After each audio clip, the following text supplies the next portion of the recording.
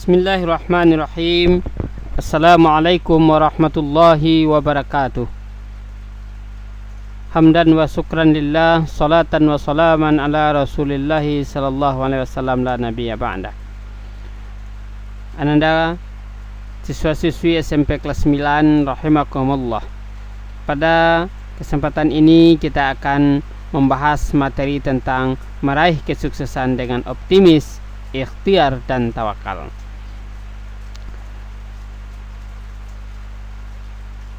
Anandaku semuanya, dalam pembelajaran ini sikap mulia yang diharapkan adalah yang pertama, sikap mencintai Al-Quran. Dengan membahas materi ini tumbuh suatu rasa kecintaan kepada Al-Quran, bahwa Al-Quran itu memberikan kita banyak pelajaran. Yang kedua, menjadi anak yang optimis, seorang anak yang mempunyai pandangan positif ke depan, yang mempunyai keyakinan kuat untuk sukses di masa yang akan datang. Yang ketiga, berusaha sekuat tenaga untuk meraih cita-cita. Ananda mampu berusaha sekuat tenaga bagaimana cita-cita yang sudah Ananda idam-idamkan dapat tercapai dengan tentunya rajin belajar. Yang keempat adalah menerapkan tawakal kepada Allah, yaitu berserah diri kepada Allah. Yang kelima, menjauhi sikap putus asa, sikap yang bukan sikapnya orang yang beriman. Yang keenam, belajar dengan penuh semangat. Itulah sikap-sikap positif yang kita harapkan dalam pertemuan ini. Dalam materi ini ada 3 sikap terpuji yang akan kita bahas. Yang pertama, optimis, ikhtiar dan tawakal. Sebelumnya mari kita awali dengan membaca ayat berikut ini. Walaqad anzalna ilaikum kitaban fihi zikrukum afala ta'qilun. Sesungguhnya telah kami turunkan kepada kamu sebuah kitab yang di dalamnya terdapat sebab-sebab kemuliaan bagimu, maka apakah kamu tidak memahaminya? Ayat ini suatu pernyataan bahwa Al-Quran itu akan memberikan kemuliaan bagi orang yang mau mendalaminya.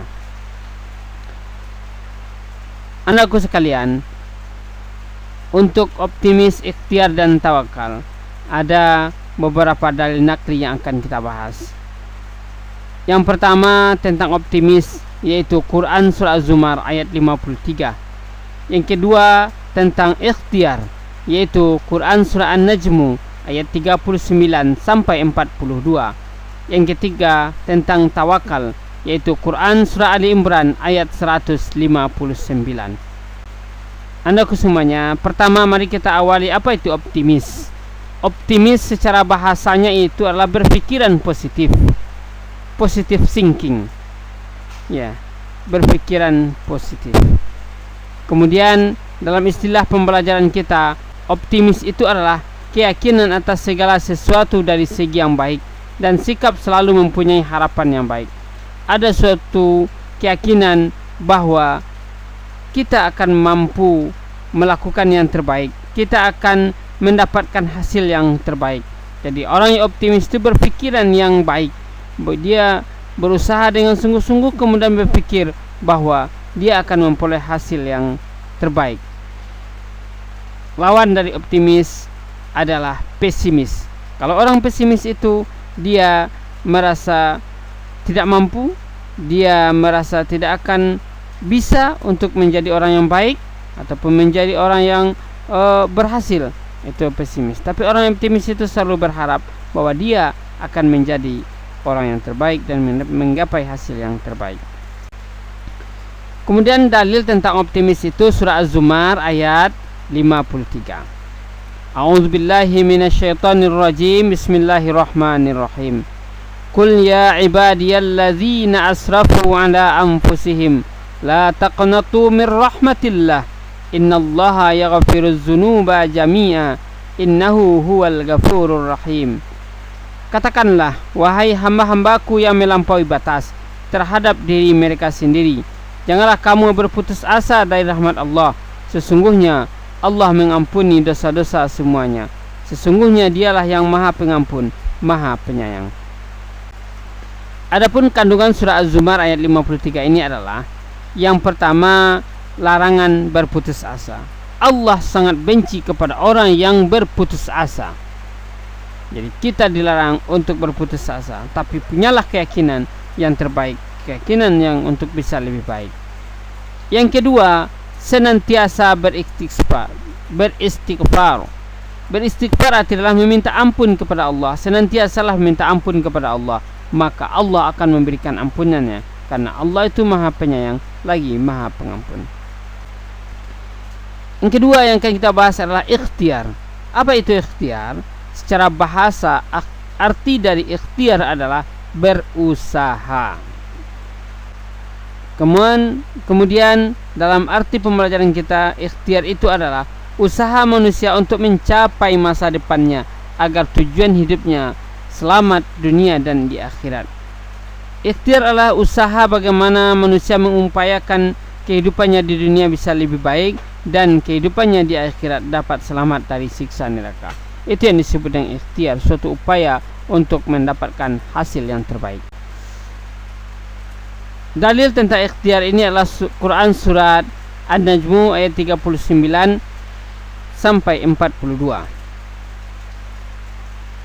Bismillahirrahmanirrahim. Wa an laysa lil insani illa ma sa'a wa inna sa'yahu sawfa yura thumma yujzahul jazaa'al awfa wa anna ila rabbika muntaha. Sadaqallahul azim. Adapun kandungan dari surah An-Najmu ayat 39 sampai 42 ini adalah yang pertama, Allah memberikan balasan sempurna kepada orang yang mau berusaha keras. Jadi balasan Allah itu akan setimpal dengan apa yang diusahakan oleh manusia. Ketika dia mampu berusaha dengan sungguh-sungguh, dia mampu bekerja dengan sungguh-sungguh, maka balasan dari Allah pun akan maksimal. Tapi kalau dia asal-asalan, maka yang akan diterima juga asal-asalan. Allah memberikan balasan itu sesuai dengan usaha yang dilakukan oleh manusia. Yang kedua, senantiasa berusaha dan berdoa. Dalam melakukan kegiatan usaha harus diiringi dengan berdoa kepada Allah Subhanahu wa taala. Kemudian materi kita berikutnya ialah tawakal. Tawakal artinya sama artinya dengan berwakil, menyerahkan urusan, mewakilkan urusan, itu disebut dengan tawakal. Namun dalam istilah pembelajaran kita, tawakal adalah berserah diri sepenuhnya kepada Allah dalam menghadapi atau menunggu hasil suatu pekerjaan. Ketika kita sudah berusaha dengan sungguh-sungguh, ketika kita sudah berusaha dengan sekuat tenaga, maka puncaknya adalah bertawakal kepada Allah, menyerahkan hasil dari usaha kita tersebut kepada Allah Subhanahu wa taala. Kemudian dalil tentang tawakal ini adalah surah Ali Imran ayat 159. A'udzu billahi minasyaitonir rajim. Bismillahirrahmanirrahim. Fabima rahmatin minallahi linta lahum walau kunta fazzan ghalizal qalbi lan faddu min hawlik fa'fu anhum wastaghfir lahum wasyawirhum fil amr fa iza azamta fatawakkal 'ala Allah innallaha la yuhibbul mutawakkilin. Maka disebabkan rahmat dari Allah lah kamu berlaku lemah lembut terhadap mereka. Sekiranya kamu bersikap keras lagi berhati kasar, tentulah mereka akan menjauhkan diri dari sekelilingmu. Karena itu maafkanlah mereka, mohonkanlah ampun bagi mereka, dan bermusyawarahlah dengan mereka dalam urusan itu. Kemudian apabila kamu telah membulatkan tekad, maka bertawakallah kepada Allah. Sesungguhnya Allah menyukai orang-orang yang bertawakal kepadanya. Kandungan Quran surah Ali Imran ayat 159 ini adalah yang pertama, selalulah berkasih sayang dengan sesama manusia. Bagaimana kita dengan semua makhluk Allah menjalin kasih sayang, saling kasih, saling sayang, saling berkasih sayang terhadap sesama makhluk-makhluk Allah. Yang kedua, maafkan dan doakan orang lain. Kesalahan orang lain harus kita maafkan. Kelakuan orang lain yang tidak sesuai harus kita doakan. Maka dari itu, sikap memaafkan dan mendoakan itulah suatu sifat terpuji yang juga dicontohkan oleh Rasulullah SAW. Bagaimana Rasulullah mau memaafkan orang yang telah melemparinya dengan kotoran unta dan mendoakan agar orang tersebut mendapat petunjuk. Maka inilah contoh yang diberikan oleh Rasulullah, bagaimana kita mau memaafkan orang lain dan mendoakan orang lain agar mendapatkan petunjuk dari Allah Subhanahu wa taala. Yang keempat, senantiasa bermusyawarah untuk mencari solusi terbaik. Ketika ada persoalan-persoalan dalam kehidupan kita bermasyarakat, maka lakukanlah musyawarah untuk mencari jalan yang terbaik. Jangan egois sendiri, jangan mau menang sendiri, tapi bermusyawarahlah untuk mencari solusi terbaik. Yang berikutnya, tawakal setelah berusaha sekuat tenaga. Tawakal itu berserah diri kepada Allah, tapi harus terlebih dahulu berusaha dengan sekuat tenaga. Dengan kita sudah mengusahakan sekuat tenaga, barulah kita menyerahkan hasilnya kepada Allah Subhanahu wa taala. Baik ataupun buruk yang diberikan oleh Allah, tapi yakinlah bahwa itu yang terbaik menurut Allah untuk diri kita. Orang yang selalu bertawakal kepada Allah akan bersyukur ketika dia berhasil dan akan tetap bersabar kalau dia gagal. Inilah makna dari tawakal. Demikian anakku semuanya, materi kita pada kesempatan kali ini. Berbanyak maaf. Billahi taufiq wal hidayah. Assalamualaikum warahmatullahi wabarakatuh.